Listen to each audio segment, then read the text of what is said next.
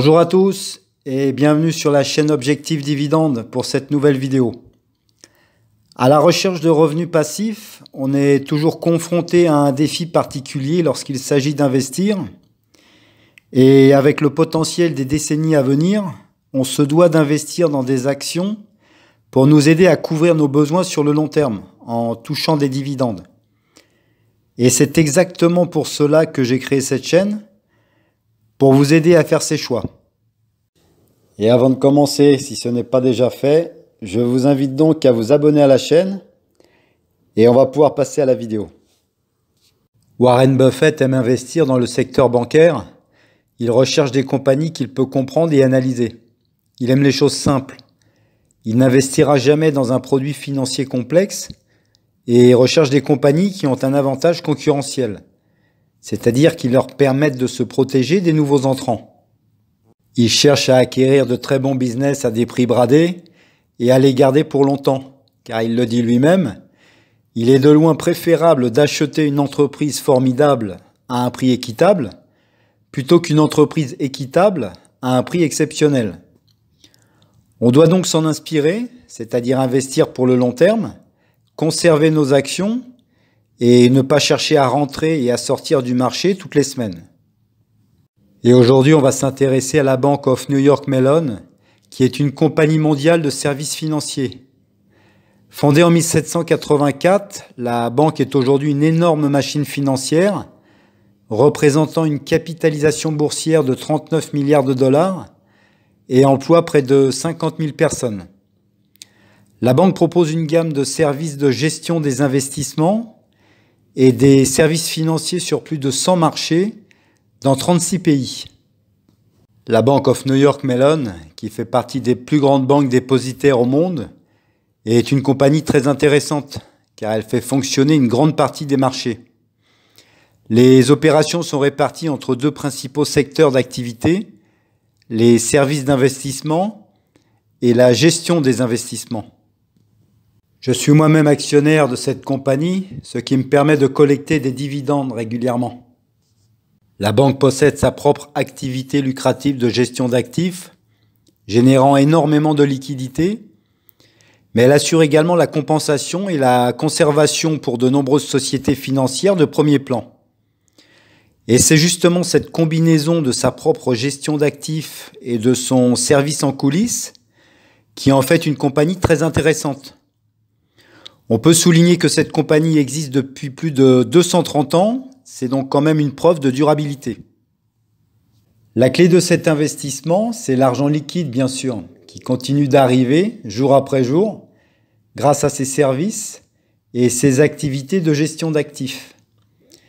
Mais c'est également un modèle économique qui est très bon et attrayant pour un marché qui valorise de plus en plus les gestionnaires d'actifs et cela convient très bien à Warren Buffett qui est actionnaire de cette banque.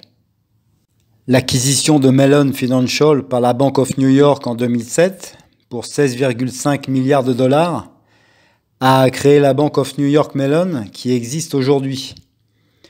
On a donc affaire à une banque puissante qui fournit des services essentiels derrière l'infrastructure bancaire mondiale. Les recettes des redevances ont représenté 80% des recettes totales de la banque en 2019, car son modèle commercial est principalement basé sur les frais, ce qui la met en bonne position pour continuer à gagner de l'argent et donc à verser un dividende en hausse. Et même si la banque a toujours eu la capacité à augmenter son dividende, il y a parfois des problèmes externes qui l'en empêchent, car celui-ci est actuellement à l'arrêt suite à l'intervention de la Réserve fédérale pendant la pandémie du Covid pour effectuer des tests de résistance et qui a donc interdit l'augmentation des dividendes pendant cette période. Et quand il s'agit d'investir dans une très bonne compagnie et que l'on examine la liste des actionnaires de la banque, on retrouve le Berkshire Hathaway de Warren Buffett avec plus de 72 millions d'actions, le Vanguard Group avec plus de 60 millions d'actions et le fonds BlackRock avec plus de 19 millions d'actions. Cela nous envoie un signal sur la qualité de la compagnie pour nous autres investisseurs long terme qui cherchons des rentes pour notre portefeuille. La banque a augmenté ses revenus de 13,875 milliards de dollars en 2010 à 15,434 milliards de dollars en 2019.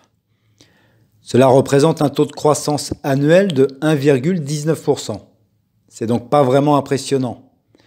C'est dû au fait que la dernière décennie a été compliquée pour les banques en général, en raison entre autres des taux d'intérêt bas et une réglementation stricte.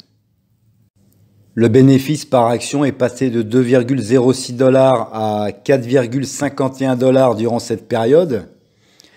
D'un côté, on a donc la persistance des taux d'intérêt bas, une contraction économique causée par la pandémie, mais également une forte concurrence dans le domaine des services d'actifs. De l'autre côté, la banque conserve des avantages, comme la diversité des secteurs d'activité et l'augmentation de ses marges. En ce qui concerne le bilan, la banque dispose d'une situation financière solide. La banque a un actif total de 380,5 milliards de dollars contre un passif total de 339,8 milliards de dollars. On comprend donc pourquoi Warren Buffett a donné son approbation concernant cette banque. Son fonds Berkshire Hathaway détient une position d'environ 3 milliards de dollars depuis longtemps dans cette banque, dont la rentabilité est forte et dont les marges ont bien augmenté.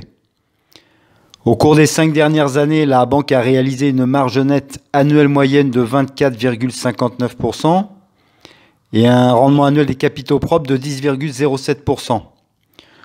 On peut donc jouer la valeur sur cette banque, car c'est avant tout un modèle commercial unique. On a actuellement un PER à 11,38 et une capitalisation boursière de 39 milliards de dollars.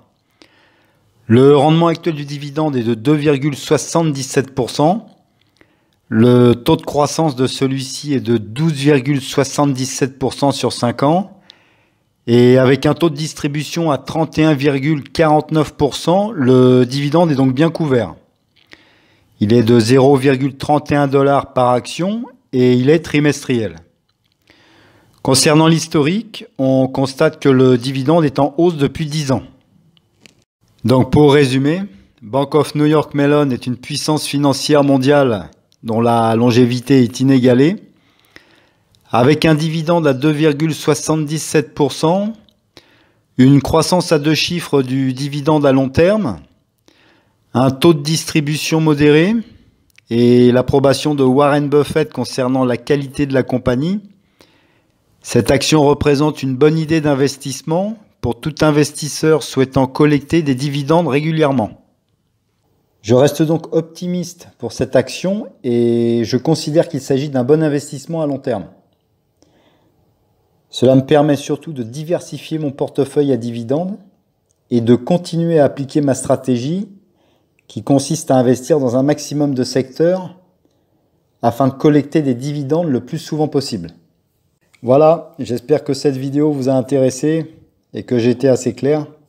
Si vous avez aimé le contenu, n'hésitez pas à liker et à vous abonner à la chaîne. Et je vous dis à bientôt pour une nouvelle vidéo.